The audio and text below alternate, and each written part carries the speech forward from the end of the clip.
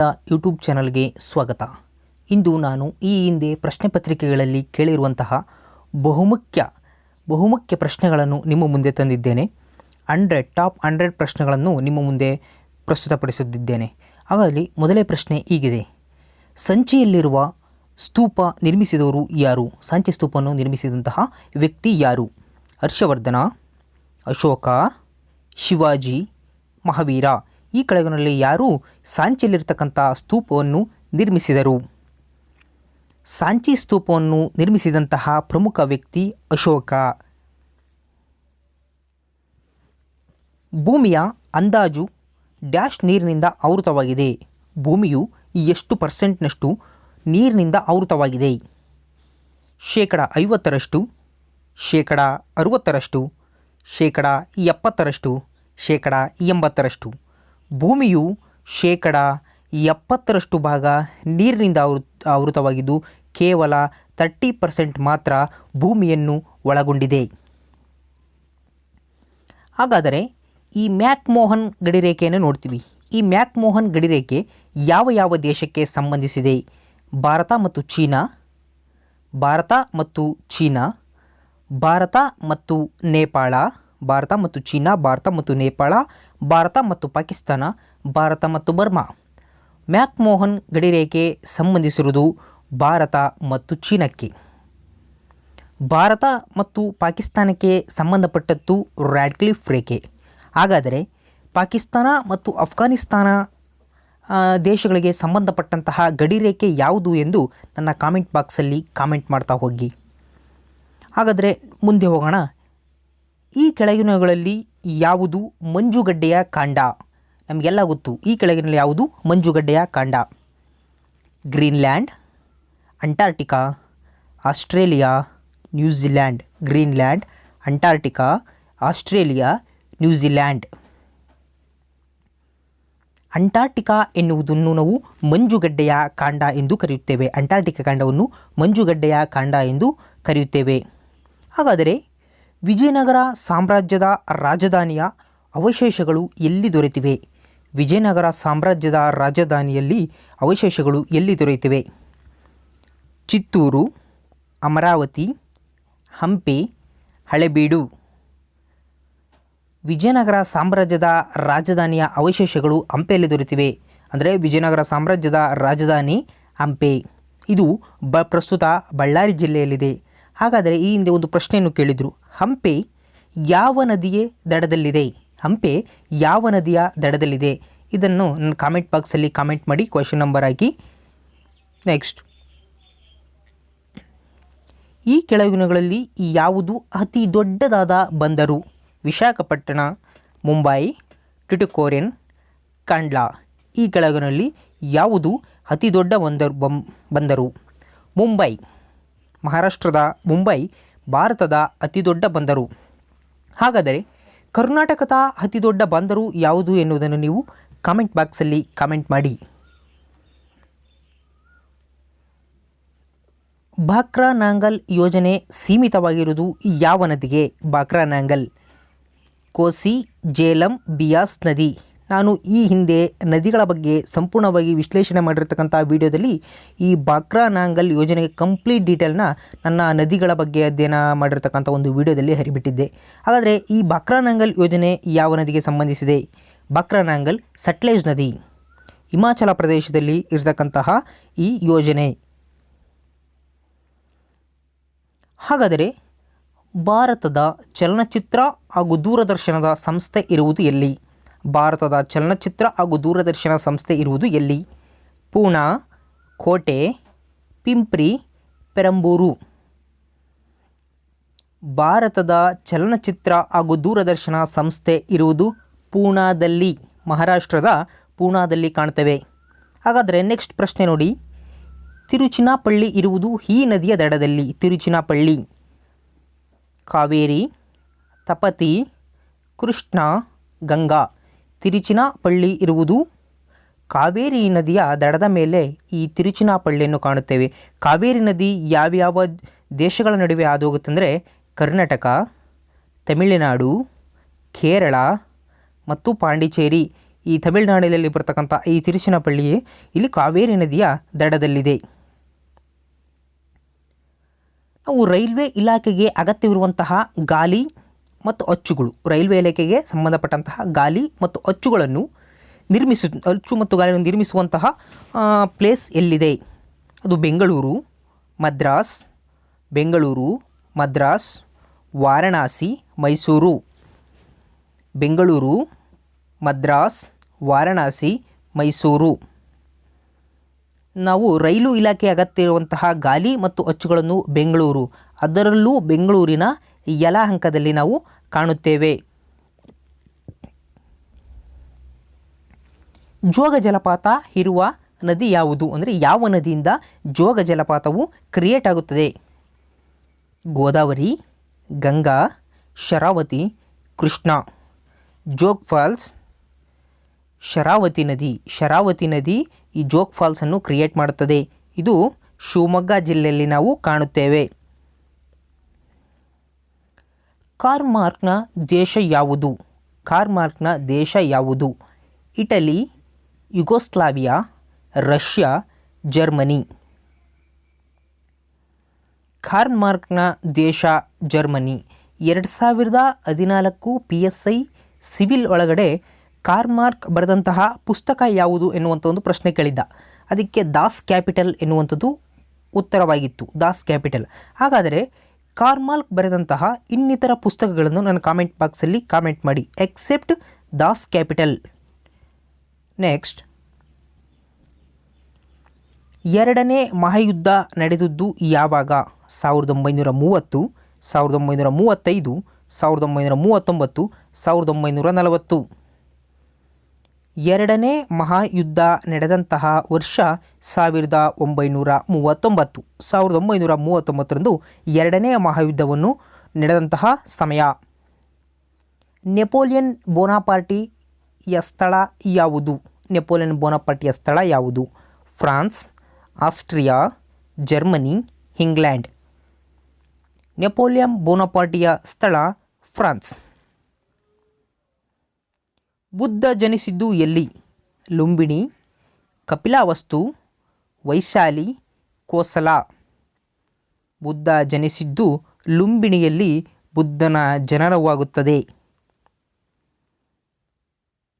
ಗುಪ್ತ ಪರಂಪರೆಯ ಸ್ಥಾಪಕರು ಯಾರು? 1ನೇ ಚಂದ್ರಗುಪ್ತ, 2ನೇ ಚಂದ್ರಗುಪ್ತ, ಸಮುದ್ರಗುಪ್ತ, ಕುಮಾರಗುಪ್ತ. ಗುಪ್ತ ಪರಂಪರೆಯ ಸ್ಥಾಪಕ 1ನೇ ಚಂದ್ರಗುಪ್ತ. ಹಾಗೂ ಗುಪ್ತರಲ್ಲೇ ಅತ್ಯಂತ ಪ್ರಮುಖವಾದ ದೊರೆ ಅಂದರೆ ಆತ ಸಮುದ್ರಗುಪ್ತ. ಮೌರ್ಯರ ನಂತರ ಈ ಗುಪ್ತರ ಆಳ್ವಿಕೆ ಸ್ಟಾರ್ಟ್ ಆಗ್ತಾ ಹೋಗುತ್ತೆ. ಹಾಗಾದರೆ ಯಾವ ರಾಜನು ಮೊಘಲ್ ಸಾಮ್ರಾಜ್ಯದ ಸ್ಥಾಪಕ? ಮೊಘಲ್ ಸಾಮ್ರಾಜ್ಯದ ಸ್ಥಾಪಕ ಯಾರು? ಅಕ್ಬರ್, ಹುಮಯೂನ್, ಬಾಬರ್, ಅಲ್ಲಾವುದ್ದೀನ್ ಖಿಲ್ಜಿ. ಮೊಘಲ್ ಸಂಸ್ಥೆಯ ಸ್ಥಾಪಕ ಬಾಬರ್. 1526ರಲ್ಲಿ ಲೂದಿ ಸಂತತಿಯ ಕೊನೆಯ ದೊರೆಯಾದ ಇಬ್ರಾಹಿಂ ಲೂದಿ. ಈ ಇಬ್ರಾಹಿಂ ಲೂದಿಯನ್ನು ಬಾಬರ್ 1ನೇ ಪಾಣಿಪತ್ ಕದನದಲ್ಲಿ ಬಾಬರ್ ಮತ್ತು ಇಬ್ರಾಹಿಂ ಲೂದಿ ನಡುವೆ ಹೋರಾಟ ನಡೆದು ಇಬ್ರಾಹಿಂ ಲೂದಿಯನ್ನು ಹೊಡೆದು ಹಾಕಿ ಬಾಬರ್ ತನ್ನ ಮೊಘಲ್ ಸಾಮ್ರಾಜ್ಯವನ್ನು ಕಟ್ಟುತ್ತಾನೆ. ಯಾವುದರಿಂದ ರಾಜ ತೋದರ್ಮಲ್ ಹೆಸರು ಗುರುತಿಸಲ್ಪಡುತ್ತದೆ? ಸಂಗೀತ, ಸಾಹಿತ್ಯ, ಕಾನೂನು, ಭೂ ತೆರಿಗೆ ಸುಧಾರಣೆ. ರಾಜ ತೋಡರಮಲ್ಲ ಭೂ ತೆರಿಗೆ ಸುಧಾರಣೆ. ಅಕ್ಬರನ ಕಂದಾಯ ಮಂತ್ರಿಯಾಗಿರ್ತಕ್ಕಂಥ ಈ ರಾಜರ ತೋಡರಮಲ್ ಭೂ ತೆರಿಗೆ ಸುಧಾರಣೆಯನ್ನು ನೋಡಿಕೊಳ್ತಾ ಇರ್ತಾನೆ. ಬೇಲೂರು, ಹಳೆಬೀಡು ಇವು ಯಾರ ದೇವಾಲಯಗಳು? ಚೋಳರು, ಹೊಯ್ಸಳರು, ಕಾಕತೀಯರು, ಪಲ್ಲವರು. ಹೊಯ್ಸಳರಿಗೆ ಸಂಬಂಧಪಟ್ಟಂತಹ ದೇವಾಲಯಗಳು ಹಳೆಬೀಡು ಮತ್ತು ಬೇಲೂರು. ಇವು ಹೊಯ್ಸಳರಿಗೆ ಸಂಬಂಧಪಟ್ಟಂತಹ ದೇವಾಲಯಗಳು. ಹಾಗಾದರೆ ಮೋಸ್ಟ್ ಇಂಪಾರ್ಟೆಂಟ್, ಗಾಂಧೀಜಿಯವರು ಭಾರತ ಬಿಟ್ಟು ತೊಲಗಿ ಎಂದು ಹೇಳಿದಂತಹ ವರ್ಷ ಯಾವುದು? 1940, 42, 41, 43. ಗಾಂಧೀಜಿಯವರು 1942ರಂದು ಭಾರತ ಬಿಟ್ಟು ತೊಲಗಿ ಎಂದು ಹೇಳಿದರು. ಜಲಿಯನ್ ವಾಲಾಬಾಗ್ ದುರಂತ ನಡೆದಂತಹ ಸ್ಥಳ ಯಾವುದು? ಆಗ್ರಾ, ಮೀರತ್, ಅಮೃತ್ಸರ್, ಲಾಹೋರ್. ಜಲಿಯನ್ ವಾಲಾಬಾಗ್ ದುರಂತ ನಡೆದಂಥ ಘಟನೆ ಅಮೃತ್ಸರದಲ್ಲಿ ಏಪ್ರಿಲ್ 13, 1919 ಈ ಜಲಿಯನ್ ವಾಲಾಬಾಗ್ ದುರಂತ ನಡೆಯುತ್ತೆ. ಹಾಗಾದರೆ ಈ ಜಲಿಯನ್ ವಾಲಾಬಾಗ್ ದುರಂತ ನಡೆಯಲು ಕಾರಣರಾದಂತಹ ಜನರಲ್ ಯಾರು ಎನ್ನುವುದನ್ನು ನನ್ನ ಕಾಮೆಂಟ್ ಬಾಕ್ಸಲ್ಲಿ ಕಾಮೆಂಟ್ ಮಾಡಿ. ಜಲಿಯನ್ ವಾಲಾಬಾಗ್ ದುರಂತ ನಡೆಯಲು ಕಾರಣವಾದಂಥ ಜನರಲ್ ಯಾರು? ಬಂಗಾಳದಲ್ಲಿ ಪರ್ಮನೆಂಟ್ ಸೆಟ್ಲ್ಮೆಂಟ್ ಶಾಶ್ವತ ಸಂಧಾನವನ್ನು ಆರಂಭಿಸಿದಂತಹ ವ್ಯಕ್ತಿ ಯಾರು? Lord Bentinck, lord corn Wallis, lord Wellesley, lord Hastings. ಬಂಗಾಳದಲ್ಲಿ ಶಾಶ್ವತ ಸಂಧಾನವನ್ನು ಆರಂಭಿಸಿದಂತಹ ವ್ಯಕ್ತಿ ಲಾರ್ಡ್ ಕಾರ್ನ್ ವಾಲಿಸ್. ಪೊಲೀಸ್ ಸುಧಾರಣೆಗಳನ್ನು ಜಾರಿಗೆ ತಂದವನು ಸಮೇತ ಲಾರ್ಡ್ ಕಾರ್ನ್ ವಾಲಿಸ್. 1906ರಲ್ಲಿ ಸ್ವರಾಜ್ಯ ಪದವನ್ನು ಬಳಸಿದ ಮೊದಲ ಭಾರತೀಯ ಯಾರು? ಕಲ್ಕತ್ತಾ ಕಾಂಗ್ರೆಸ್ ಸಮಾವೇಶದಲ್ಲಿ ಬಾಲಗಂಗಾಧರ ತಿಲಕ್ರವರು ಬಳಸಿದ್ರು, ಅಥವಾ ಅದೇ ಕಲ್ಕತ್ತಾ ಕಾಂಗ್ರೆಸ್ ಸಮಾವೇಶದಲ್ಲಿ ದಾದಾಬಾಯಿ ನವರೋಜಿ ಬಳಸಿದ್ರು, ಅಥವಾ 1885ರಲ್ಲಿ ಮುಂಬೈನಲ್ಲಿ ಗೋಪಾಲಕೃಷ್ಣ ಗೋಖಲೆ ಅವರು ಬಳಸಿದರು, ಅಥವಾ ಮೊದಲ ಭಾರತೀಯ ರಾಷ್ಟ್ರೀಯ ಕಾಂಗ್ರೆಸ್ ಸಮಾವೇಶದಲ್ಲಿ ಲಾಲಾ ಲಜಪತ್ ರಾಯ್ ಅವರು ಬಳಸಿದರು. ಕಲ್ಕತ್ತಾದ ಕಾಂಗ್ರೆಸ್ ಸಮಾವೇಶದಲ್ಲಿ ದಾದಾಬಾಯಿ ನವರೋಜಿಯವರು ಬಳಸಿದರು. ಹಾಗಾದರೆ ಬಹುಮುಖ್ಯವಾದ ಪ್ರಶ್ನೆ, ಪಂಜಾಬ್ನ ಹುಲಿ ಎಂದು ಪ್ರಖ್ಯಾತರಾದಂತಹ ವ್ಯಕ್ತಿ ಅಥವಾ ಸ್ವಾತಂತ್ರ್ಯ ಹೋರಾಟಗಾರ ಯಾರು? ಭಗತ್ ಸಿಂಗ್, ಲಾಲಾ ಲಜಪತ್ ರಾಯ್, ಚಂದ್ರಶೇಖರ್ ಆಜಾದ್, ಲಾಲಾ ಹರಿದಯಾಳ್. ಪಂಜಾಬಿನ ಹುಲಿ ಎಂದು ಹೆಸರಾದಂತಹ ಪ್ರಮುಖ ವ್ಯಕ್ತಿ ಲಾಲಾ ಲಜಪತ್ ರಾಯ್. ಆದರೆ ಕನಿಷ್ಕನ ರಾಜಧಾನಿ ಯಾವುದು? ಬನಾರಸ್, ಅಲಹಾಬಾದ್, ಸಾರನಾಥ್, ಪುರುಷಾಪುರ. ಕನಿಷ್ಕನ ರಾಜಧಾನಿ ಪುರುಷಾಪುರ. ILO ಇದರ ಪ್ರಧಾನ ಕಚೇರಿ ಎಲ್ಲಿದೆ? ಇಂಟರ್ನ್ಯಾಷನಲ್ ಲೇಬರ್ ಆರ್ಗನೈಸೇಷನ್ ILO ಇದರ ಕೇಂದ್ರ ಕಚೇರಿ ಎಲ್ಲಿದೆ? Geneva, Hague, New York, Rome. International Labour Organization ILO ಇದರ ಕೇಂದ್ರ ಕಚೇರಿ ಸ್ವಿಟ್ಜರ್ಲ್ಯಾಂಡ್ನ ಜಿನೆವಾದಲ್ಲಿ ನಾವು ಕಾಣುತ್ತೇವೆ. ಹಾಗಾದರೆ ಇಂಟರ್ಪೋಲ್ ಮೋಸ್ಟ್ ಇಂಪಾರ್ಟೆಂಟ್, ಇಂಟರ್ಪೋಲ್ನ ಪ್ರಧಾನ ಕಚೇರಿ ಎಲ್ಲಿದೆ? Rome, Lyons, Paris, Delhi. ಇಂಟರ್ಪೋಲ್ನ ಪ್ರಧಾನ ಕಚೇರಿ ಲಿಯಾನ್ಸ್ನಲ್ಲಿದೆ. ಆದರೆ ಡ್ಯುರಾಂಡ್ ಕಪ್ ಈ ಕೆಳಗಿನ ಯಾವ ಆಟಕ್ಕೆ ಸಂಬಂಧಿಸಿದೆ? Durand Cup hockey, football, badminton, golf. Hockey, football, badminton, golf. Durand Cup football ಕ್ರೀಡೆಗೆ ಸಂಬಂಧಪಟ್ಟಂತಹ ಒಂದು ಕಪ್, ಅದು ಡ್ಯುರಾಂಡ್ ಕಪ್. ಅದು ಮಂತ್ರಿ, ಬಿಷಪ್ ಅಂತ ಕರಿತೀವಿ. ಈ ಪದವನ್ನು ಯಾವ ಆಟಕ್ಕೆ ಬಳಸ್ತೇವೆ? Golf, chess, bridge, billiards. ಯಾವುದಕ್ಕೆ ನಾವು ಬಳಸ್ತೇವೆ? ಮಂತ್ರಿ ಅಥವಾ ಬಿಷಪ್ ಎನ್ನುವಂಥದ್ದು ನಾವು ಚೆಸ್ ಆಟದಲ್ಲಿ ನಾವು ಬಳಸ್ತೇವೆ. ರಾಮನ್ ಮ್ಯಾಗ್ಸೆಸೆ ಪ್ರಶಸ್ತಿ ಇರುವುದು ಯಾವ ದೇಶದ ಅಧ್ಯಕ್ಷರ ಹೆಸರಿನೊಂದಿಗೆ? ರಾಮನ್ ಮ್ಯಾಗ್ಸೆಸೆ ಪ್ರಶಸ್ತಿಯನ್ನು ಯಾವ ಅಧ್ಯಕ್ಷರ ಹೆಸರಿನೊಂದಿಗೆ ಕೊಡ್ತಾರೆ? Philippines, Thailand, Indonesia, Sri Lanka. Raman Magsaysay ಪ್ರಶಸ್ತಿಯನ್ನು ಫಿಲಿಪೈನ್ಸ್ನ ಅಧ್ಯಕ್ಷರ ಹೆಸರಿನೊಂದಿಗೆ ಕೊಡುತ್ತಾರೆ. ಹಾಗಾದರೆ ಪ್ರಸ್ತುತ ಈಗ ಹೊಸದಾಗಿ ರಾಮನ್ ಮ್ಯಾಗ್ಸೆಸೆ ಪ್ರಶಸ್ತಿ ಪಡೆದಂತಹ ಪ್ರಮುಖ ವ್ಯಕ್ತಿಗಳು ಯಾರು ಎಂದು ನಮ್ಮ ಕಾಮೆಂಟ್ ಬಾಕ್ಸಲ್ಲಿ ಕಾಮೆಂಟ್ ಮಾಡಿ. ಇಸ್ರೋ ಎಂದರೆ ಏನು? International scientific research organisation, Indian salt research organisation, Indian space research organisation, international space research organisation. ಸರಿಯಾದ ಉತ್ತರ Indian space research organisation, ISRO. Indian space research organisation, ಇಸ್ರೋದ ಕೇಂದ್ರ ಕಚೇರಿ ಬೆಂಗಳೂರಿನಲ್ಲಿದೆ.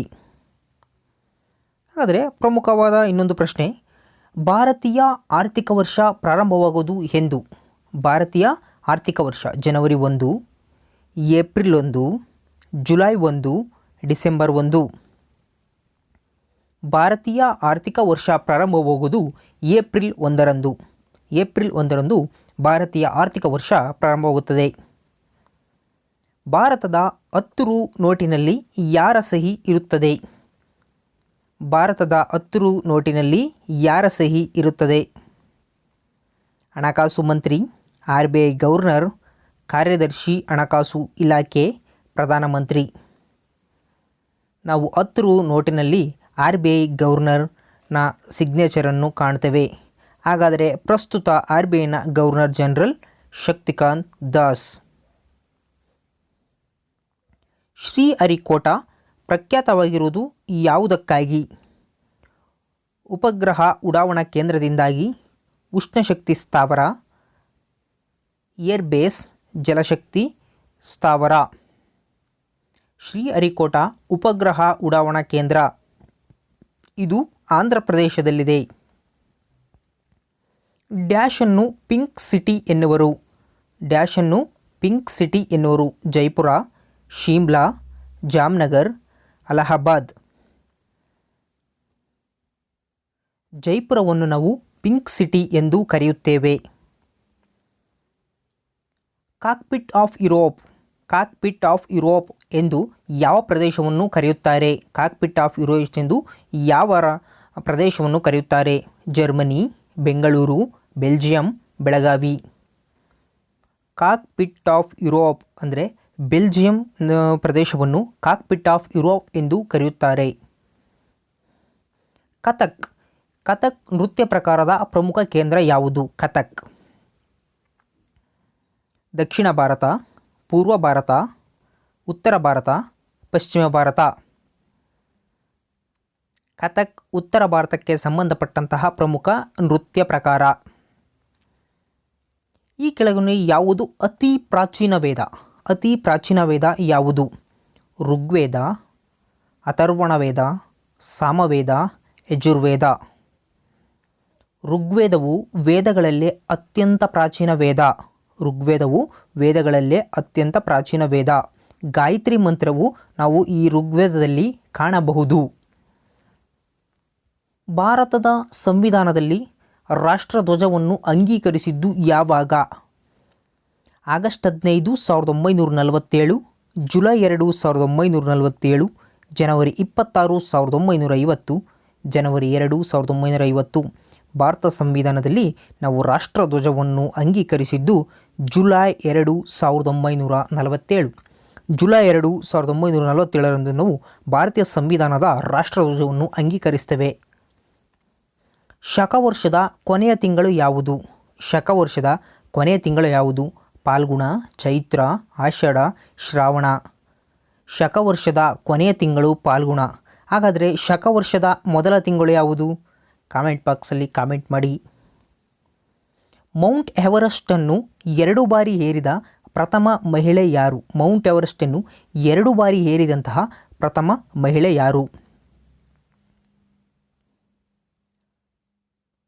ಸಂತೋಷ್ ಯಾದವ್, ದೀನಾ ವಾಕೆಲ್, ಅನ್ನಾ ಚಾಂಡಿ, PT ಉಷಾ. ಮೌಂಟ್ ಎವರೆಸ್ಟನ್ನು 2 ಬಾರಿ ಏರಿದಂತಹ ಮಹಿಳೆ ಸಂತೋಷ್ ಯಾದವ್. ಸಂತೋಷ್ ಯಾದವ್ ಎನ್ನುವಳು ಮೌಂಟ್ ಎವರೆಸ್ಟನ್ನು 2 ಬಾರಿ ಏರಿ ಸಾಹಸವನ್ನು ಮೆರೆದಿದ್ದಾಳೆ. ಟೆಸ್ಟ್ ಕ್ರಿಕೆಟ್ನಲ್ಲಿ ಶತಕ ಗಳಿಸಿರುವ ಅತಿ ಕಿರಿಯ ಆಟಗಾರ ಯಾರು?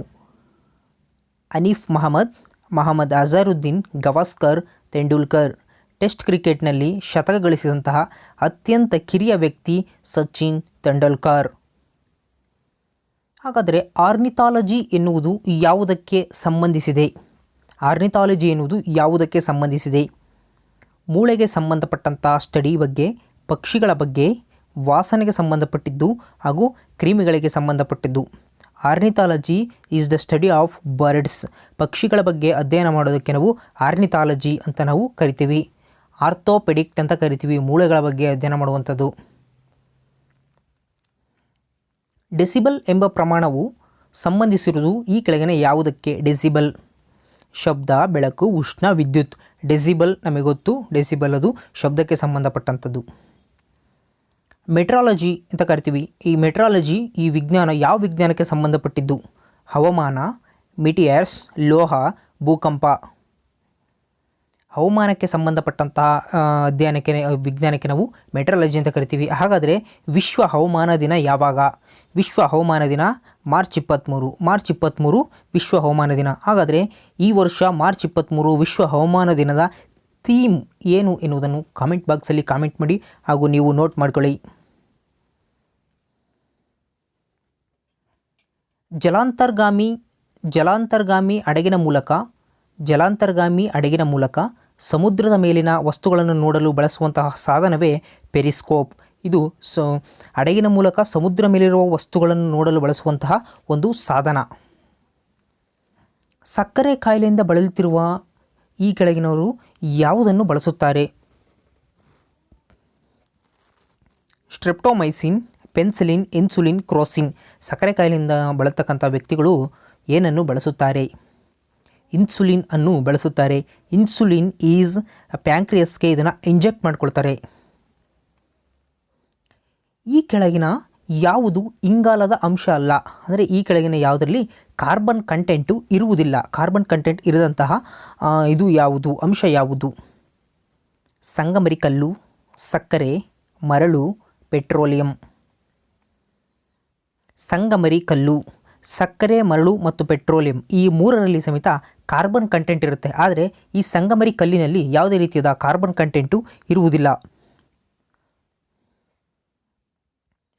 ಫಸ್ಟ್ ಇನ್ನೊಂದು ಇಂಪಾರ್ಟೆಂಟು, ನಾವು ಮುಚ್ಚಳವನ್ನು ಬಿಗಿಯಾಗಿ ಮುಚ್ಚಿದಾಗ ಬಾಟಲ್ನಲ್ಲಿ ನೀರು ಶೀತಲಗೊಳಿದಾಗ ಬಾಟಲ್ ಒಡೆಯಲು ಕಾರಣ. ಅಂದರೆ ನೀವು ಒಂದು ಬಾಟಲ್ ಒಳಗಡೆ ನೀರು ಹಾಕ್ಬಿಟ್ಟು ಮುಚ್ಚಳ ಹಾಕ್ತೀರಿ, ಅದನ್ನು ಕೋಲ್ಡ್ ಮಾಡಿದಾಗ ಶೀತಲಗೊಳಿಸಿದಾಗ ಆ ಬಾಟಲ್ ಒಡೆಯುತ್ತೆ. ಯಾಕೆ? ಒಂದು ರೀಸನ್ನು, ಶೀತಲಗೊಳಿಸಿದಾಗ ಬಾಟಲ್ ಸಣ್ಣದಾಗುತ್ತದೆ. ಎರಡನೇದು, ಶೀತಲಗೊಳಿಸಿದಾಗ ನೀರಿನ ಪ್ರಮಾಣ ಕಡಿಮೆಯಾಗುತ್ತದೆ. ಮೂರು, ಶೀತಲಗೊಳಿಸಿದಾಗ ನೀರಿನ ಪ್ರಮಾಣ ಹೆಚ್ಚುತ್ತದೆ. 4, ಗಾಜು ಕೆಟ್ಟ ಉಷ್ಣವಾಹಕವಾಗಿದೆ. ಸೊ ಆನ್ಸರ್ ಈಸ್ ಶೀತಲಗೊಳಿಸಿದಾಗ ನೀರಿನ ಪ್ರಮಾಣ ಜಾಸ್ತಿ ಆಗುತ್ತೆ. ಯಾವಾಗ ನಾವು ಶೀತಲಗೊಳಿಸಿದಾಗ ನೀರಿನ ಪ್ರಮಾಣ ಜಾಸ್ತಿ ಆಗುತ್ತೋ ಆಗ ಗಾಜು ಆಟೋಮೆಟಿಕ್ಕಾಗಿ ಒಡೆದೋಗುತ್ತೆ. ಯಾವುದು ವಿದ್ಯುತ್ಕಾಂತೀಯ ಅಲೆಗಳ ಹೆಚ್ಚಿನ ಸಮಾನತೆಯನ್ನು ಹೊಂದಿದೆ? ಬೆಳಕಿನ ಕಿರಣ, ಇನ್ಫ್ರಾರೆಡ್ ಕಿರಣ, ಗಾಮಾ ಕಿರಣ, ಅಲ್ಟ್ರಾವೈಲೆಟ್ ಕಿರಣ. ಯಾವುದು ವಿದ್ಯುತ್ಕಾಂತೀಯ ಅಲೆಗಳ ಹೆಚ್ಚಿನ ಸಮಾನತೆಯನ್ನು ಹೊಂದಿದೆ? ಬೆಳಕಿನ ಕಿರಣಗಳು ವಿದ್ಯುತ್ಕಾಂತೀಯ ಹೆಚ್ಚು ಅಲೆಯ ಸಮಾನತೆಯನ್ನು ಹೊಂದಿದೆ. ಇವುಗಳಲ್ಲಿ ಯಾವುದು ತಪ್ಪು? ಪಾದರಸ Hg, silver Ag, sodium Na, potassium Ka. ಇದರಲ್ಲಿ ಪೊಟ್ಯಾಷಿಯಂ Ka ಎನ್ನುವುದು ತಪ್ಪು. ಪಾದರಸ Hg, ಸಿಲ್ವರ್ Ag ಮತ್ತು ಸೋಡಿಯಂ Na ಎನ್ನುವುದು ಕರೆಕ್ಟು. ಹಾಗಾದರೆ ಪೊಟ್ಯಾಷಿಯಂಗೆ ನಾವು ಏನನ್ನು ಬಳಸ್ತೇವೆ ಅಂತ ನಮ್ಮ ಕಾಮೆಂಟ್ ಬಾಕ್ಸಲ್ಲಿ ನೀವು ಕಾಮೆಂಟ್ ಮಾಡಿ. ಲಾಫಿಂಗ್ ಗ್ಯಾಸ್ ಅನಿಲದ ರಾಸಾಯನಿಕ ಸೂತ್ರ ಏನು? Laughing gas nitrous oxide, nitric oxide, nitrogen dioxide, nitrogen peroxide. Laughing ಗ್ಯಾಸ್ನ ನಾವು ನೈಟ್ರಸ್ ಆಕ್ಸೈಡ್ ಅಂತ ಕರಿತೀವಿ. ನೈಟ್ರಸ್ ಆಕ್ಸೈಡ್ ಅಂದರೆ N2O, ಇದು ನೈಟ್ರಸ್ ಆಕ್ಸೈಡ್. ಇಲ್ಲಿ ನೈಟ್ರೋಜನ್ ಡೈಆಕ್ಸೈಡ್ ಅಂದರೆ ಅದು NO2. So answer is N2O, nitrous oxide. ಅಡುಗೆ ಸೋಡಾವನ್ನು ನಾವು ಹೀಗೆಂದು ಕರೆಯುತ್ತೇವೆ. ಅಡುಗೆ soda: sodium bicarbonate, sodium carbonate, calcium carbonate, calcium bicarbonate. ಅಡುಗೆ ಸೋಡಾವನ್ನು ನಾವು ಸೋಡಿಯಂ ಬೈಕಾರ್ಬೋನೇಟ್ ಅಂತ ಕರಿತೀವಿ. ಅಡುಗೆ ಸೋಡಾವನ್ನು ಸೋಡಿಯಂ ಬೈಕಾರ್ಬೋನೇಟ್ ಅಂತ ಕರಿತೇವೆ. ಹಾಗಾದರೆ ವಾಷಿಂಗ್ ಸೋಡಾವನ್ನು ಏನಂತ ಕರಿತೀವಿ? ಸೋಡಿಯಂ ಕಾರ್ಬೋನೇಟ್ ಅಂತ ನಾವು ವಾಷಿಂಗ್ ಸೋಡಾವನ್ನು ಕರಿತೀವಿ. ಸಾಲ್ಡರ್, ಈ ಸಾಲ್ಡರ್ನು ಇದರ ಮಿಕ್ಸ್ಚರ್ ಯಾವುದ್ಯಾವುದರಿಂದ ಮಿಕ್ಸ್ಚರ್ ಆಗಿಬಿಟ್ಟು ಸೋಲ್ಡರ್ ಆಗಿದೆ. ತವರ ಮತ್ತು ಸೀಸ, ತವರ ಮತ್ತು ಸತು, ತವರ ಮತ್ತು ಸೀಸ ಮತ್ತು ಸತು, ತವರ ಮತ್ತು ಸತು ಮತ್ತು ತಾಮ್ರ.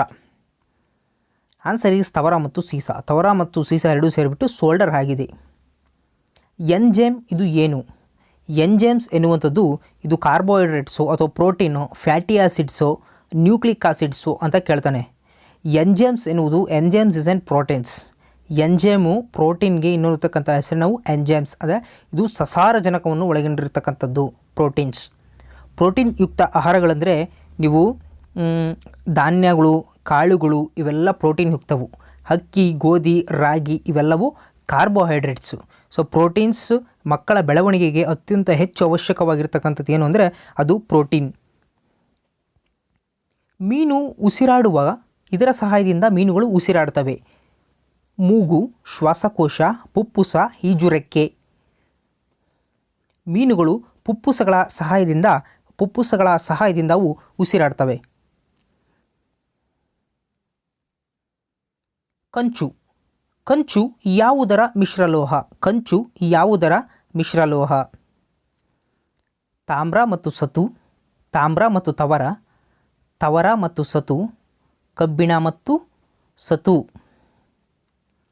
ಕಂಚು ತಾಮ್ರ ಮತ್ತು ತವರದ ಮಿಶ್ರಲೋಹನೇ ಕಂಚು. ತಾಮ್ರ ಮತ್ತು ತವರದ ಮಿಶ್ರಲೋಹ ಕಂಚು. ಗಿಡದ ಯಾವ ಭಾಗದಲ್ಲಿ ಪುಷ್ಪರೇಣು ಉತ್ಪತ್ತಿಯಾಗುತ್ತದೆ? ಗಿಡದ ಯಾವ ಭಾಗದಲ್ಲಿ ಪುಷ್ಪರೇಣು ಉತ್ಪತ್ತಿಯಾಗುತ್ತದೆ? ಬೇರು, ಎಲೆ, ಹೂವು, ಕಾಂಡ. ನಮಗೆಲ್ಲ ಗೊತ್ತು ಗಿಡದ ಹೂವಿನ ಭಾಗದಲ್ಲಿ ಪುಷ್ಪರೇಣು ಉತ್ಪತ್ತಿಯಾಗುತ್ತದೆ. ಮಾಗಿದ ಹಣ್ಣುಗಳ ಒಗರು ರುಚಿಗೆ ಕಾರಣವಾದಂತಹ ಅಂಶ ಯಾವುದು? ಮಾಗಿದ ಹಣ್ಣುಗಳು ಒಗರು ಬರ್ತಾವಲ್ಲ ಅದರ ರುಚಿಗೆ ಕಾರಣವಾಗಿರುತ್ತು. ಒಂದು ಫೆನಾಯಿಕ್ ಮಿಶ್ರಣ, ವೊಲಟೈಲ್ ಮಿಶ್ರಣ, ಆರ್ಗ್ಯಾನಿಕ್ ಆಸಿಡ್ಸ್, ಸ್ಟಾರ್ಚ್ ಅಥವಾ ಪಿಷ್ಟ. ಇಲ್ಲಿ ಆರ್ಗ್ಯಾನಿಕ್ ಆಸಿಡ್ಸ್ಗಳು, organic acid contains organic acids in fruit. ಆ ಆರ್ಗ್ಯಾನಿಕ್ ಆಸಿಡ್ಗಳು ಅದರೊಳಗೆ ಇರೋದ್ರಿಂದ ಆ ಮಾಗಿದ ಹಣ್ಣುಗಳು ನಮಗೆ ಒಗರಾಗಿ ಕಾಣ್ತವೆ. ಹಾಗಾದರೆ ಈ ಮರದ ವಯಸ್ಸನ್ನು ನಾವು ಯಾವ ರೀತಿಯಾಗಿ ಹೇಳಬಹುದು? ಅಂದರೆ ಈ ಕಾಂಡದಲ್ಲಿರ್ತಕ್ಕಂಥ ಈ ಉಂಗುರಗಳು, ರೌಂಡ್ಸ್ ಹಿಂಗೆ ಉಂಗುರಗಳಿರ್ತಲ್ಲ, ಆ ಉಂಗುರಗಳ ಎಣಿಕೆಯಿಂದನೋ ಅಥವಾ ಮರದ ಎಲೆಗಳ ಎಣಿಕೆಯಿಂದನೋ ಅಥವಾ ಮರದ ಕೊಂಬೆಗಳಿಂದ ಹೇಳಿಕೆನೋ ಅಥವಾ ಮರದ ಗಾತ್ರಗಳ ಅಳತೆ ಮಾಡಿ ನಾವು ಅದರ ವಯಸ್ಸನ್ನು ಅಳತೆ ಮಾಡ್ತೀವಿ. ನಮಗೆಲ್ಲ ಗೊತ್ತು ಕಾರ್ಬನ್ ಕಂಟೆಂಟ್ C416 ಕಾರ್ಬನ್ 16ಇಂದ ನಾವು ಈ ಖಂಡದಲ್ಲಿರ್ತಕ್ಕಂಥ ಉಂಗುರಗಳನ್ನ ಎಣಿಕೆ ಮಾಡಿಬಿಟ್ಟು ಆ ಮರದ ವಯಸ್ಸನ್ನು ನಾವು ಕಂಡುಹಿಡಿತೀವಿ. ಬದುಕಿರ್ತಕ್ಕಂಥ ಅತಿ ದೊಡ್ಡ ಅಕ್ಕಿ ಯಾವುದು? ಆಸ್ಟ್ರಿಚ್, ನವಿಲು, ಡೋಡೋ, ಟರ್ಕಿ. ಬದುಕಿರ್ತಕ್ಕಂಥ ಅತಿ ದೊಡ್ಡ ಪಕ್ಷಿ ಅಂದರೆ ಅದು ಆಸ್ಟ್ರಿಚ್. ಅಲ್ಝೈಮರ್ ಕಾಯಿಲೆ ಯಾವುದಕ್ಕೆ ಬರುತ್ತದೆ? ಅಲ್ಝೈಮರ್ ಕಾಯಿಲೆ ಬರುವಂತಹ ಭಾಗ ಯಾವುದು? ಒಂದು ಲಿವರ್ ಮೇಲೆ ಪರಿಣಾಮ ಬೀರುತ್ತೆ, ಮೂತ್ರಕೋಶದ ಮೇಲೆ ಪರಿಣಾಮ ಬೀರುತ್ತೆ, ಅಥವಾ ಅಂತರ್ಶಕ್ತಿ ಮೇಲೆ ಪರಿಣಾಮ ಬೀರುತ್ತೆ, ಅಥವಾ ಮೆದುಳಿನ ಅವ್ಯವಸ್ಥೆ ಮೇಲೆ ಪರಿಣಾಮ ಬೀರುತ್ತದೆ. ನಮಗೆ ಗೊತ್ತು ಅಲ್ಝೈಮರ್ ಕಾಯಿಲೆ ಮೆದುಳಿನ ಅವ್ಯವಸ್ಥೆಗೆ ಪರಿಣಾಮ ಬೀರುತ್ತದೆ. ಇತ್ತೀಚೆಗೆ ನಾವು ರಕ್ಷಿತ್ ಶೆಟ್ಟಿಯವರ ಮೂವಿ, ಅನಂತ್ನಾಗ್ ಮತ್ತು ರಕ್ಷಿತ್ ಶೆಟ್ಟಿಯವರ ಮೂವಿ ಗೋಧಿ ಬಣ್ಣ ಸಾಧಾರಣ ಮೈಕಟ್ಟು, ಅದರೊಳಗಡೆ ಅನಂತ್ನಾಗ್ ಅವರಿಗೆ ಈ ಅಲ್ಝೈಮರ್ ಕಾಯಿಲೆ ಎನ್ನುವಂಥದ್ದು ಬಗ್ಗೆ ಸ್ವಲ್ಪ ಹೇಳ್ತಾ ಹೋಗಿದ್ದಾರೆ. ಈ ಅಲ್ಝೈಮರ್ ಕಾಯಿಲೆ ಎನ್ನುವುದು ಈ ಮೆದುಳಿಗೆ ಸಂಬಂಧಪಟ್ಟಂತಹ ಕಾಯಿಲೆ. ಕೆಳಗಿನವುಗಳಲ್ಲಿ ಯಾವುದು ಜೈವಿಕ ರಸಗೊಬ್ಬರ? ಯಾವುದು ಜೈವಿಕ ರಸಗೊಬ್ಬರ? ಕಾಂಪೋಸ್ಟ್, ಹಾಲ್ಗೆ ಹಾಗೂ ನೀಲಿ ಹಸಿರು ಹಾಲ್ಗೆ, ಅಮೋನಿಯಂ ಸಲ್ಫೇಟ್, ಯೂರಿಯಾ. ಈ ಕೆಳಗಿನಲ್ಲಿ ಯಾವುದು ಜೈವಿಕ ರಸಗೊಬ್ಬರ? ಆಲ್ಗೆಗಳು, ಹಸಿರು ನೀಲಿ ಆಲ್ಗೆಗಳು ಇವು ಜೈವಿಕ ರಸಗೊಬ್ಬರಗಳಿಗೆ ಉದಾಹರಣೆ. ಮೆದುಳಿನ ಚಟುವಟಿಕೆಗಳನ್ನು ದಾಖಲು ಮಾಡಿಕೊಳ್ಳುವಂತಹ ಟೆಸ್ಟ್ ಯಾವುದು? ECG, EEG, MET, CT scan ಅಂತ ಕರೀತಾರಲ್ಲ ಅದು ಸಿಟಿ. ಮೆದುಳಿನ ಚಟುವಟಿಕೆಗಳು EEG ಇಂದ ಮೆದುಳಿನ ಚಟುವಟಿಕೆಗಳನ್ನು ನಾವು ದಾಖಲು ಮಾಡಿಕೊಳ್ತಾರೆ. ರಾತ್ರಿ ಹೊತ್ತು ಚಟುವಟಿಕೆಯಿಂದಿರುವ ಪ್ರಾಣಿಗಳನ್ನು ಹೀಗೆಂದು ಕರೆಯುತ್ತಾರೆ: ಡಯೂರ್ನಲ್, ನಾಕ್ವರ್ನಲ್, ಪರೋಜೀವಿ, ನಾಕ್ಟ್ ಡ್ಯೂರ್ನಲ್. ಅಂದರೆ ಡಯೂರ್ನಲ್ ಅಂದರೆ ಹಗಲು, ನಾಕ್ವರ್ನಲ್ ಅಂದರೆ ರಾತ್ರಿ, ನಾಕ್ಟ್ ಡಯೂರ್ನಲ್ ಅಂದರೆ ರಾತ್ರಿ ಮತ್ತು ಹಗಲು, ಪರೋಪಜೀವಿ ಅಂದರೆ ಪ್ಯಾರಾಸೈಟ್ ಅಂತ ಕರಿತೀವಿ. ಹಾಗಾದರೆ ಕೇವಲ ರಾತ್ರಿ ಹೊತ್ತು ಮಾತ್ರ ಚಟುವಟಿಕೆಯಿಂದ ಇರತಕ್ಕಂಥ ನಾವು ನಾಕ್ಟರ್ನಲ್ ಅಂತ ಕರಿತೀವಿ. ನಾಕ್ಟರ್ನಲ್. ಆಂಟಿಬಯೋಟಿಕ್ ಔಷಧಿಯನ್ನು ಬಳಸುವುದು ಎಂಥ ಸಂದರ್ಭಕ್ಕೆ? ಬ್ಯಾಕ್ಟೀರಿಯಾ ಕಾಯಿಲೆಗೋ, ಕ್ಯಾನ್ಸರ್ಗೋ, ಮಲೇರಿಯಾಗೋ ಅಥವಾ ನರ ದೌರ್ಬಲ್ಯಕ್ಕೋ ಆಂಟಿಬಯೋಟಿಕ್ಕನ್ನು ನಾವು ಬಳಸುವುದು ಯಾವುದಕ್ಕಾಗಿ? ನಾವು ಬ್ಯಾಕ್ಟೀರಿಯಾ ಕಾಯಿಲೆಗಳು ಯಾವ್ರ ಬಂದಿರಲವು ಬ್ಯಾಕ್ಟೀರಿಯಾ ಕಾಯಿಲೆ. ಫಾರ್ ಎಕ್ಸಾಂಪಲ್ ಬ್ಯಾಕ್ಟೀರಿಯಾಗೆ ಒಂದು ಎಕ್ಸಾಂಪಲ್ ನಾನು ಹೇಳ್ತೀನಿ, ಕುಷ್ಠರೋಗ. ಹಾಗೆ ಬ್ಯಾಕ್ಟೀರಿಯಾಗೆ ಇನ್ನೊಂದು 2-3 ಎಕ್ಸಾಂಪಲ್ನ ನೀವು ಕಾಮೆಂಟ್ ಬಾಕ್ಸಲ್ಲಿ ಕಾಮೆಂಟ್ ಮಾಡಿರಿ. ಅಂದರೆ ಬ್ಯಾಕ್ಟೀರಿಯಾಗಳಿಂದ ಬರುವಂಥ ಕಾಯಿಲೆಗಳು ಮತ್ತು ವೈರಸ್ಸಿಂದ ಬರುವಂಥ ಕಾಯಿಲೆಗಳನ್ನ ನೀವು ಪಟ್ಟಿ ಮಾಡ್ಕೋಬೇಕು. ಯಾಕೆಂದರೆ ಈ ಕೆಳಗಿನಲ್ಲಿ ಯಾವುದು ಬ್ಯಾಕ್ಟೀರಿಯಾದಿಂದ ಬರುವುದಿಲ್ಲ ಅಥವಾ ಈ ಕೆಳಗಿಂದ ಯಾವುದು ವೈರಸ್ಸಿಂದ ಬರುತ್ತದೆ, ಈ ಥರ ಕೆಲವೊಂದು ಪ್ರಶ್ನೆಗಳನ್ನು ಪ್ರತಿಯೊಂದು ಪ್ರಶ್ನೆ ಪತ್ರಿಕೆಯಲ್ಲೂ ನಾನು ಗಮನಿಸಿದ್ದೇನೆ. ವಾಲ್ ಸ್ಟ್ರೀಟ್ ಅಂತ ಕರಿತೀವಿ. ಆ ವಾಲ್ ಸ್ಟ್ರೀಟ್ನ ಅರ್ಥ ಏನು? ವಾಲ್ ಸ್ಟ್ರೀಟ್ನ ಅರ್ಥ ಏನು? ವಾಲ್ ಸ್ಟ್ರೀಟ್ ಅಂದರೆ ಈ ನ್ಯೂಯಾರ್ಕ್ನ ಷೇರು ಮಾರುಕಟ್ಟೆಯಲ್ಲಿ ಇರುವಂತಹ ಒಂದು ರಸ್ತೆಗೆ ವಾಲ್ ಸ್ಟ್ರೀಟ್ ಅಂತ ಅವರು ಕರೀತಾರೆ. ನ್ಯೂಯಾರ್ಕ್ನ ಷೇರು ಮಾರುಕಟ್ಟೆಯಲ್ಲಿರುವಂಥ ಒಂದು ರಸ್ತೆ.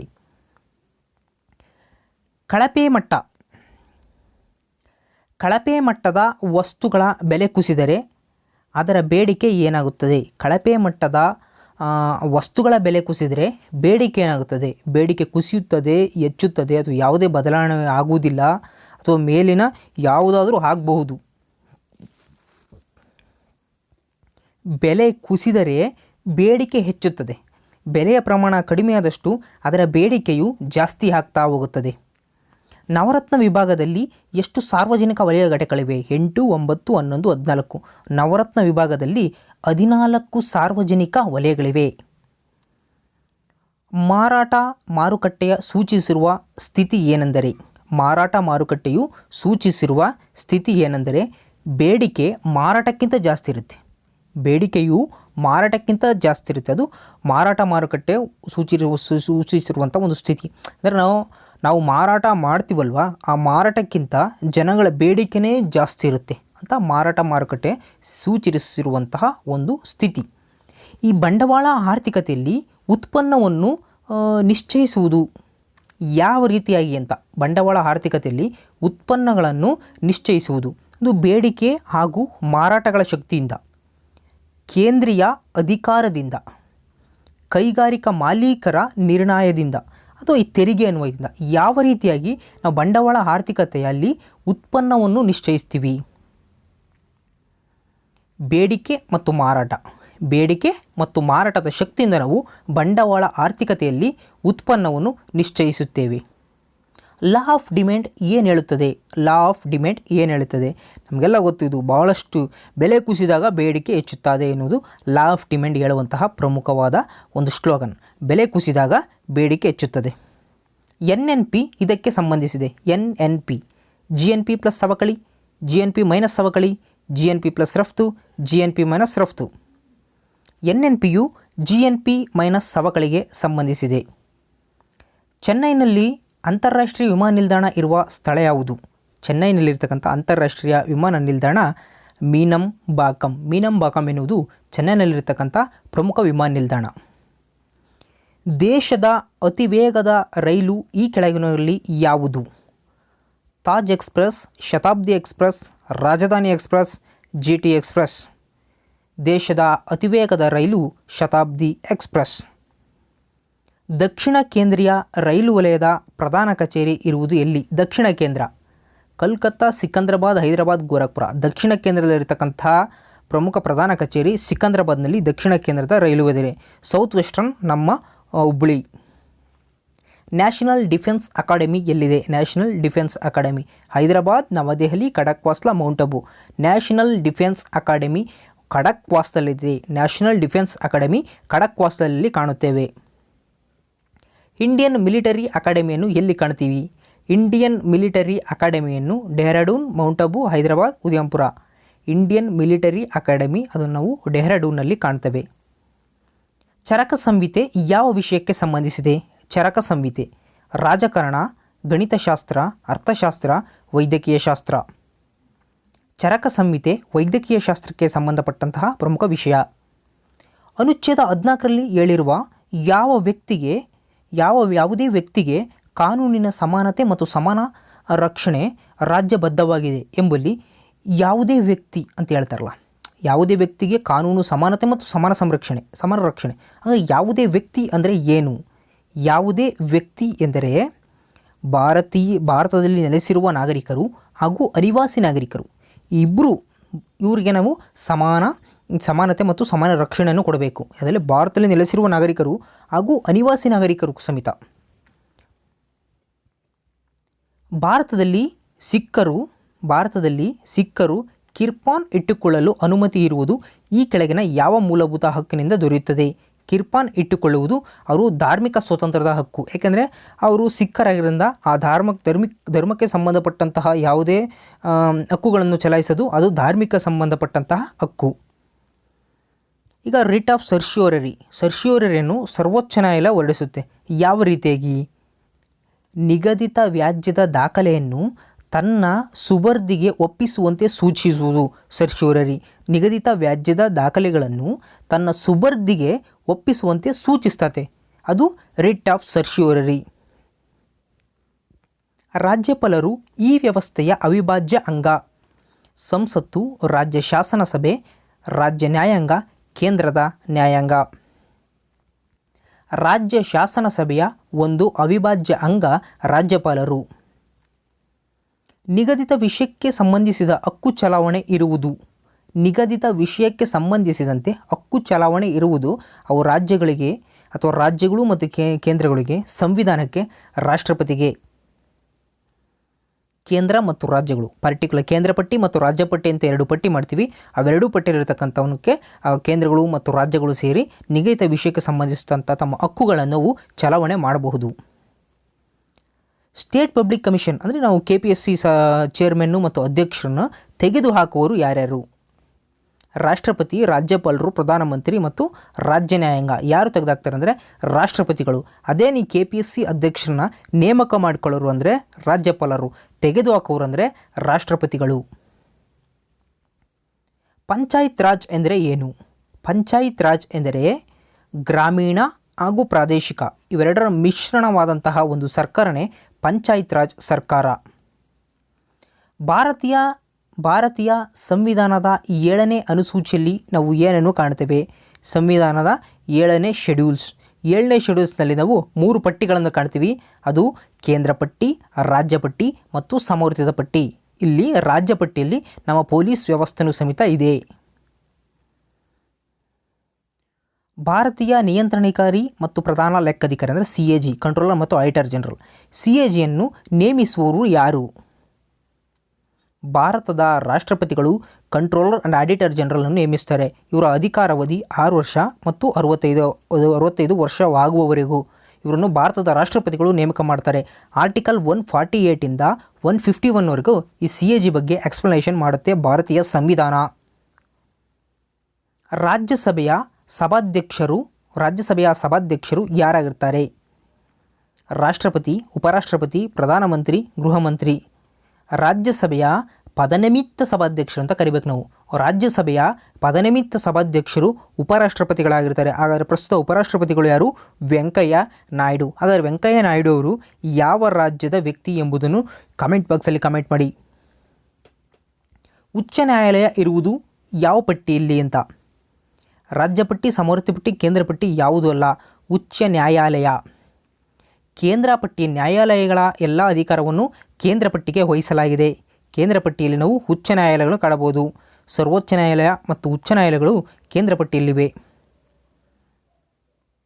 ಭಾರತದ ರಾಷ್ಟ್ರಪತಿ ಮತ್ತು ಉಪರಾಷ್ಟ್ರಪತಿ ಹುದ್ದೆಗಳು ಖಾಲಿ ಇರುವಾಗ ಅವರ ಕೆಲಸವನ್ನು ಮಾಡುವವರು ಯಾರು? ಅಕಸ್ಮಾತ್ ರಾಷ್ಟ್ರಪತಿ, ಉಪರಾಷ್ಟ್ರಪತಿ ಎರಡೂ ಹುದ್ದೆಗಳು ಖಾಲಿಯಾದಾಗ ಲೋಕಸಭಾ ಸಭಾಧ್ಯಕ್ಷರು, ಭಾರತದ ಮುಖ್ಯ ನ್ಯಾಯಮೂರ್ತಿಗಳು, ಪ್ರಧಾನಮಂತ್ರಿಗಳು, ಮುಖ್ಯ ನ್ಯಾಯಮೂರ್ತಿಗಳು ಎರಡೂ ಹುದ್ದೆ ಖಾಲಿಯಾದಾಗ ಭಾರತದ ಮುಖ್ಯ ನ್ಯಾಯಮೂರ್ತಿಗಳು ಅಧಿಕಾರವನ್ನು ವಹಿಸ್ತಾರೆ. ಇಂತಹ ಸಂದರ್ಭ ನಮ್ಮ ದೇಶದಲ್ಲಿ ಒಂದು ಬಾರಿ ಬಂದು ಹೊರಗಿದೆ. ಇವುಗಳಲ್ಲಿ ಯಾವುದು ಮಾಡ್ಯುಲೇಷನ್ ಮತ್ತು ಡಿಮಾಡ್ಯುಲೇಷನ್ ಕಾರ್ಯವನ್ನು ಮಾಡುತ್ತದೆ? ಮಾಡ್ಯುಲೇಷನ್ ಮತ್ತು ಡಿಮಾಡ್ಯುಲೇಷನ್ ಅದು ಮಾಡೆಮ್ ಮಾಡುವಂತಹ ಒಂದು ಪ್ರಮುಖವಾದ ಕಾರ್ಯ. ಮಾಡ್ಯುಲೇಷನ್ ಮತ್ತು ಡಿಮಾಡ್ಯುಲೇಷನ್ ಈ ಕಾರ್ಯವನ್ನು ಮಾಡುವಂಥದ್ದು ಮಾಡೆಮ್. ವರ್ಲ್ಡ್ ಡಾಕ್ಯುಮೆಂಟೇಷನಲ್ಲಿ ಅದರೊಟ್ಟಿಗೆ ಬರುವಂತಹ ವಿಸ್ತಾರ ಯಾವುದು? World documentation, EXT, COM, DOC, Excel. Documentation doc. ಇವುಗಳಲ್ಲಿ ಯಾವುದು ಪ್ರೆಸೆಂಟೇಷನ್ ಗ್ರಾಫಿಕ್ಸ್ ಸಾಫ್ಟ್ವೇರ್ ಯಾವುದು?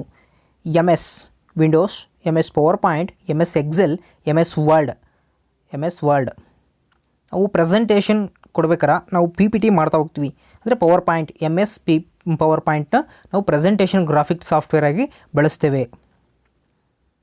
ಕಾರ್ಬೋಲ್ಯಾಕ್ಟಮ್ ಎಂಬ ಒಂದು ಮಾನೋಮರು ಪಾಲಿಮರೈಸೇಷನ್ಗೆ ಒಳಪಟ್ಟಾಗ ಕಾರ್ಬೋಲ್ಯಾಕ್ಟಮ್ ಎನ್ನುವಂಥ ಒಂದು ಮಾನೋಮರ್ ಅದನ್ನು ಪಾಲಿಮರೈಸೇಷನ್ಗೆ ನಾವು ಒಳಪಡಿಸಿದಾಗ ಬರುವಂಥ ಒಂದು ಪಾಲಿಮರ್ ಯಾವುದು? ಕಾರ್ಬೋಲ್ಯಾಕ್ಟಮ್ ಒಂದು ಮಾನೋಮರ್, ಭಾಳಷ್ಟು ಮಾನೋಮರ್ಗಳಿದೆ, ಆದರೆ ಕಾರ್ಬೋಲ್ಯಾಕ್ಟಮ್ ಈ ಮಾನೋಮರ್ನ ನಾವು ಪಾಲಿಮರೈಸೇಷನ್ ಮಾಡ್ತೀವಿ. ಪಾಲಿಮರೈಸೇಷನ್ ಮಾಡಿದಾಗ ಬರುವಂತಹ ಪಾಲಿಮರ್ ಯಾವುದು? Polythene, nylon, Teflon, Thiokol. ಬರುವಂತಹ ಪಾಲಿಮರೇ ಅದು ನೈಲಾನ್. ಭಾರತ ಸರ್ಕಾರದ ವೆಚ್ಚಕ್ಕೆಂದು ಸದನವು ಮಂಜೂರು ಮಾಡುವ ಹಣವನ್ನು ವಿನಿಯೋಗಿಸಿದರ ಬಗ್ಗೆ ಪರಿಶೀಲಿಸುವ ಸಾರ್ವಜನಿಕ ಲೆಕ್ಕಪತ್ರಗಳ ಸಮಿತಿಯಲ್ಲಿ ಎಷ್ಟು ಜನ ಸದಸ್ಯರನ್ನು ಒಳಗೊಂಡಿರುತ್ತದೆ? ಅಂದರೆ ಭಾರತ ಸರ್ಕಾರ ಒಂದಿಷ್ಟು ಹಣವನ್ನು ಮಂಜೂರು ಮಾಡುತ್ತೆ, ಅದರ ಬಗ್ಗೆ ಎಲ್ಲ ಪರಿಶೀಲನೆ ಮಾಡುವಂತಹ ಕೆಲಸವು ಈ ಸಾರ್ವಜನಿಕ ಲೆಕ್ಕಪತ್ರ ಸಮಿತಿ. ಹಾಗಾದರೆ ಈ ಸಾರ್ವಜನಿಕ ಲೆಕ್ಕಪತ್ರ ಸಮಿತಿ ಎಷ್ಟು ಜನರನ್ನು ಒಳಗೊಂಡಿರುತ್ತದೆ?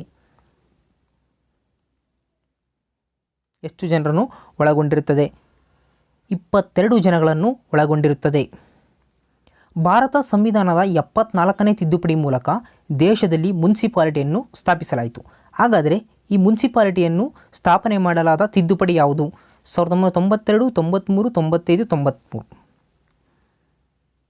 ತಿದ್ದುಪಡಿಯನ್ನು 1993ರಂದು ತರಲಾಯಿತು.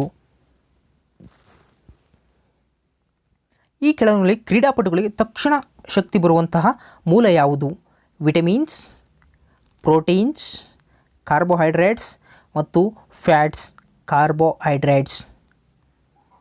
ಮಳೆಹನಿಗಳು ಗೋಳಾಕಾರವಾಗಿರಲು ಕಾರಣವೇನು? ವಾತಾವರಣ ಒತ್ತಡ, ಗುರುತ್ವಾಕರ್ಷಣ ಶಕ್ತಿ, ಮೇಲ್ಮೈ ಸೆಳೆತ ಯಾವುದೂ ಅಲ್ಲ. ಮೇಲ್ಮೈ ಸೆಳೆತ. ಅದನ್ನು ಕೆಲವೊಂದು ಸಲ ಕನ್ನಡದೊಳಗೆ ಮೇಲ್ಮೈ ಸೆಳೆತ ಅಂತ ಕೊಡೋದಿಲ್ಲ, ಅದಕ್ಕೆ ಕನ್ನಡ ಇಂಗ್ಲೀಷ್ ಎರಡರಲ್ಲೂ ಸಮೇತ ಸರ್ಫೇಸ್ ಟೆನ್ಷನ್ ಅಂತ ಕೊಟ್ಟಿರ್ತಾನೆ. Surface tension. ಮಳೆ ನೀವು ಗೋಳಾಕಾರವಾಗಿರಲು ಕಾರಣ surface tension. Dream from my father. ಈ ಕೃತಿಯ ಕರ್ತೃ ಯಾರು? Dream from my father. Barack Obama, Mahatma Gandhi, Jawaharlal Nehru, Abraham Lincoln. Dream from home ಅದನ್ನು ಬರತಕ್ಕಂಥ ಬರಾಕ್ ಒಬಾಮಾ. ಈ ವಿಡಿಯೋ ಇಷ್ಟ ಆಗಿದ್ದಲ್ಲಿ ದಯವಿಟ್ಟು ಲೈಕ್ ಮಾಡಿ ಮತ್ತು ಪ್ರತಿನಿತ್ಯ ನಮ್ಮ ವಿಡಿಯೋಗಳನ್ನು ಪಡೆಯಲು ನಮ್ಮ ಯೂಟ್ಯೂಬ್ ಚಾನಲ್ಗೆ ಸಬ್ಸ್ಕ್ರೈಬ್ ಆಗಿ ಮತ್ತು ಪಕ್ಕದಲ್ಲಿರುವ ಬೆಲ್ ಐಕಾನ್ ಮೇಲೆ ಕ್ಲಿಕ್ ಮಾಡಿ ಮತ್ತು ಇನ್ನಿತರ ನಮ್ಮ ಲೇಟೆಸ್ಟ್ ವಿಡಿಯೋಗಳನ್ನು ವೀಕ್ಷಿಸಲು ಪ್ಲೇಲಿಸ್ಟನ್ನು ಒಮ್ಮೆ ನೋಡಿ. ಎಕ್ಸಾಮ್ ವೇದ ಯೂಟ್ಯೂಬ್ ಚಾನಲನ್ನು ವೀಕ್ಷಿಸಿದ ಎಲ್ಲ ಸ್ಪರ್ಧಾಕಾಂಕ್ಷಿಗಳಿಗೆ ಧನ್ಯವಾದಗಳು.